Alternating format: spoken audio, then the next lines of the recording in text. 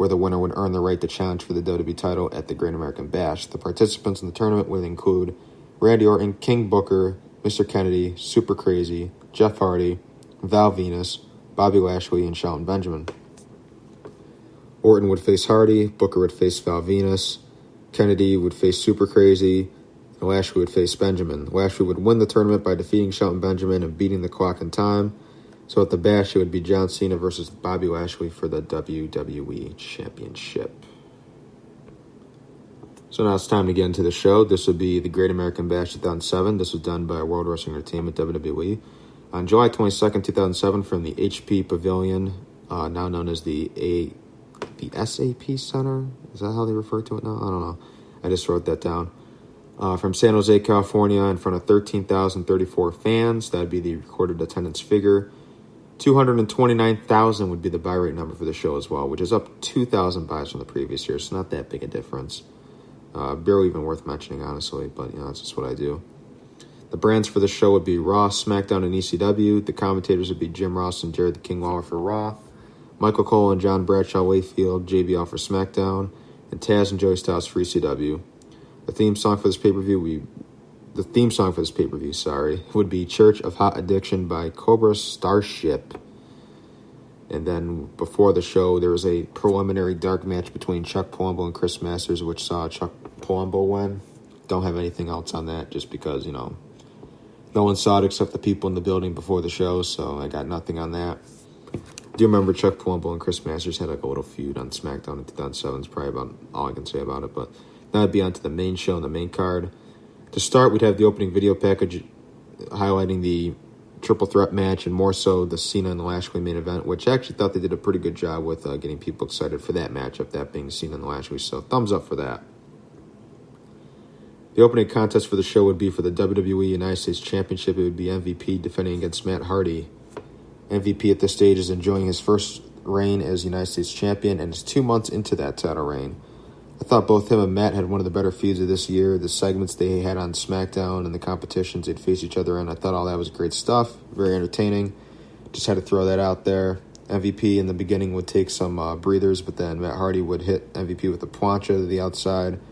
Crowd in the beginning was not into this at all, but I remember there was one point where both MVP and Hardy would both headbutt each other. Then MVP would start to take over the match a bit. Then Matt would try to come back, and then Matt would try to go up top, but he'd struggle to climb because he was selling the effects of a head injury that he had recently suffered at the time. Then MVP would go up and hit him with a superplex. He'd go for a cover and get a really close near fall out of it. Then MVP would go back up for a back suplex from the top, but then Matt would counter it into like a midair crossbody.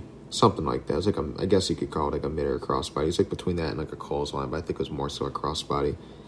Then Matt would start to get some offense in. MVP would try to hit the playmaker, but Matt would counter into the side effect. The fans at this stage are far more into it at this point than they were in the early parts of the match. There'd be plenty of near falls toward the end. MVP would hit Matt with a boot in the corner, one of his signature moves, but he'd hit him in the already injured head of Hardy. He'd then hit Matt with the playmaker and pin him for the victory. Decent match to kick off the pay-per-view. Once again, the crowd was very silent in the beginning, but the energy definitely picked up. So it'd be a pretty decent opener. MVP would retain the United States Championship. 12 minutes, 55 seconds was the recorded time I have. 2 3/4 rating from me. After the match, we'd have Todd Grisham backstage for an interview with Dusty Rhodes. Yes, Dusty Rhodes is actually in a match on this pay-per-view. He's set to face Randy Orton later in the night in a Texas bull rope match. Todd would start to try and ask him a question, but then Dusty would then say, "Why such a somber mood? It's the Great American Bash." He'd mention his history with the event, talk about respect and how Randy needs to be taught respect. Very good promo from Dusty. Yet again, he is one of the best talkers in the history of the business. I mean, let's not forget that as well. So next, we'd have the Cruiserweight Championship open. It would be Chavo Guerrero versus Jimmy Wang Yang versus Funaki versus Shannon Moore versus Jamie Noble and versus Hornswoggle. Now, before the match, Chavo, Jimmy, Funaki, Shannon, and Jamie were all in the ring waiting for the bell to sound. Then all of a sudden, Hornswoggle would appear and slide through the ring as the bell would sound there. Once the bell would ring, he would just slide through the ring, so then he'd disappear. This would distract Chavo, and then all the other 4 participants involved would start to team on him and attempt to take him out early. Then everyone would start fighting. This is pretty much a typical Cruiserweight multi-man match at this time. I wasn't really a big fan of those. I don't have much to say about this match. It was basically just a big, it's just like a bit of a spot fest, really. So I'm just going to fast forward to the finish. In the end, there was a Tower of Doom spot, which would weigh out the 3 men in the ring. Then all of a sudden, Hornswoggle would appear again and hit the tadpole splash on Jamie Noble. He'd go for the cover, and referee John Cohn would look around and count the amount of participants in the match. Once he realized there were 6, he would count the pin, and Hornswoggle would win the Cruiserweight title. Yeah. Nothing against Hornswoggle, obviously, but for many, this was the end of the Cruiserweights in this era. He'd actually be the final Cruiserweight champion as well until the Cruiserweight division would return back in 2016. Some could argue that the Cruiserweight title also hadn't really meant anything in the company for a while, so it's like at this point, why not? Who cares? I don't know. I mean, the title at this point probably didn't mean a lot, but then there's several months prior also where Gregory Helms was still enjoying, his 1-year reign with the championship, which I thought he did well with. So the Cruiserweight Championship already pretty much, I guess everyone's got their, everyone could have their own take on it, but I guess the question is, was the title already pretty much dead at this point, or do you think this was the end, or do you think it didn't matter at this point? I guess everyone's, entitled to how they feel about it.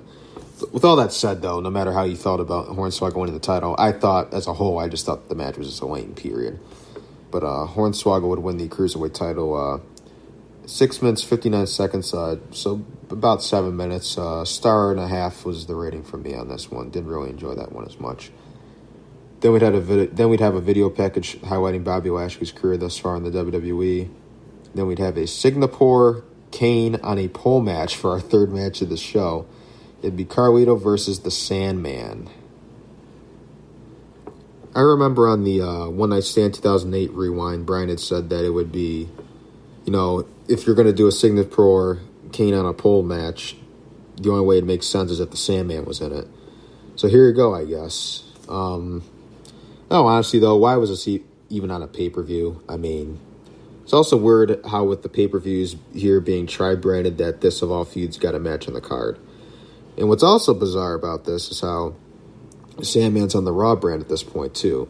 I don't even know if people ever really even thought about that. But yeah, Sandman got drafted to Raw in 2007 as part of the supplemental draft. Because he started, obviously, on ECW because he was there for the relaunch and the reboot of it. But then, yeah, they decided for some reason to put him over on Raw. And he got into a feud with Carlito. So this ended up getting a pay-per-view match. Singapore Kane on a pole match. So the deal here is there's a Singapore Kane hanging in the corner. And once you grab it, it's legal to use. So both guys would fight each other, and then in between, they climb up and try to grab the cane. That's basically just the formula to the whole thing. In the later part, Carlito would go for a springboard and back elbow and would miss. Sandman would take advantage of this and climb up to the top to retrieve the cane hanging above. He'd get it and try to hit Carlito over the head with it, but he'd take a big swing and miss. Carlito would, from behind, hit him with the backstabber and pin the Sandman. Pointless pay-per-view match. No matter what, it wasn't really going to be any good, but they, without a doubt, if they were going to do this, they would have been far better off keeping this on Raw or something. I mean, this would be better off as just a TV match than being on a pay-per-view, because, I mean, nobody wanted to see this. What can I say? But, yeah, Carlito would win 5 minutes, 31 seconds. I guess it was short. I guess it's the only positive, really. Quarter of a star rating for me. Very close to a dud rating. Bad. Very bad. It was. Then next we'd have Todd Grisham interviewing Randy Orton on his thoughts about his first ever bull rope match later in the night against Dusty Rhodes. Orton would respond by saying that he's very happy to see Dusty in a good mood, and he's not in such a bad mood himself, because he'd point out to Todd that it was Shawn Michaels' birthday, and he'd basically ask him if he was aware that it was, and then Todd would say that he didn't know. Then Randy would say neither does Shawn Michaels, because ever since he punted him in the face, ending his career, he hasn't been able to remember a whole lot of things. And to Dusty, by the end of the night, after I kick your skull and kill your legend, don't worry, because there's not going to be a whole lot that you remember either. Then next we would have the Women's Championship match. It would be Candice Michelle defending against Melina. This is part of Candice's run where she really tried to improve as a wrestler. Melina, I've always thought she was very talented. To start the match, we'd have some grappling and some mat wrestling. Candice would try to pull out some good moves in the early going, but then Melina would take control. She'd start targeting the arm, looking for something to work on. Then Candice would start a comeback with a couple of clotheslines and a drop kick. She'd go to the top and hit a flying crossbody on Melina for a 2 count. And then Melina would hit what was described by Jarrett as a split-legged neck breaker. Then she'd go for a cover and would only get a 2 count. There would also be a flying clothesline from Candice, and she'd follow up by missing a spinning heel kick. And then Melina would grab her by the head, and Candice would counter out of it and then hit the candy wrapper. She'd pin Melina and retain the Women's Championship. They definitely tried, but that's about the best I can probably say. I say the same thing about every Divas match every time we do one of these rewinds, so I'm not going to this time. So Candice Michelle would win, retain the women's title. 6 minutes, 22 seconds. Star and a half from me on this one. They tried, so I'll give them that, but, it's moving on. Following the match, we'd have a backstage segment with the Hardy Boys where Matt would tell Jeff to stay focused during his Intercontinental title match coming up with Umaga next.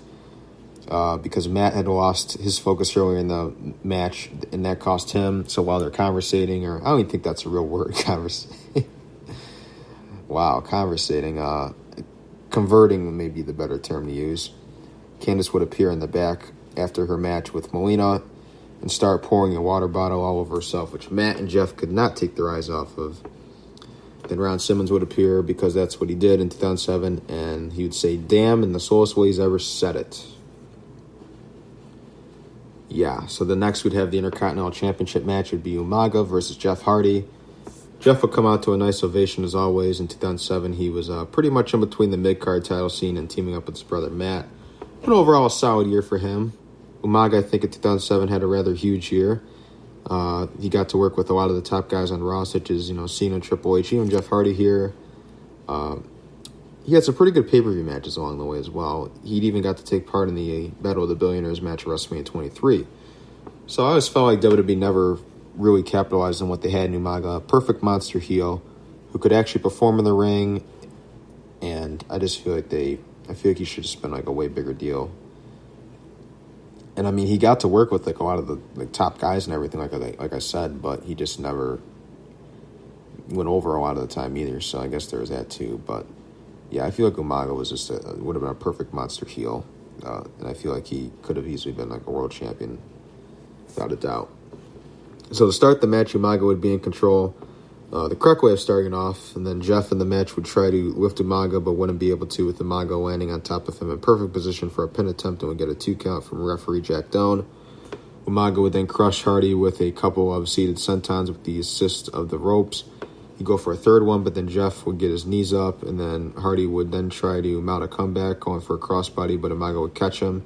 And then he'd proceed to hit him with a vicious sidewalk slam. Umaga would then go for the diving headbutt, but would miss after Jeff would move out of the way with Umaga's head hitting the canvas. Jeff would then start the comeback using some aerial offense and his trademark moves. He hit the Whisper in the Wind, which JR would call the Twist of Fate 2 times. And then Jeff would go to the top and hit the Swanton Bomb and cover Umaga for a 2 count. The delayed pin attempt would give Umaga the opportunity to kick out in time.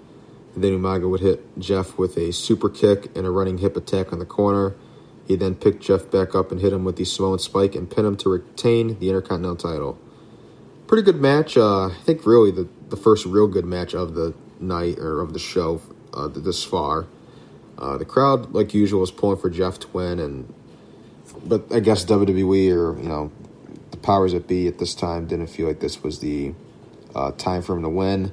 And it probably wasn't because Umaga had just won back the Intercontinental title and they wanted him to have a longer reign with it, so can't complain about that. So Umaga would retain the Intercontinental Championship here against Jeff Hardy. 11 minutes, 20 seconds would be the recorded time. 3.25 rating for me. I like this match. I enjoyed it. Then we'd have a video package highlighting the career of John Cena so far, and he's still only 5 years into his WWE career on the main roster at this point because he debuted in 2002 on SmackDown.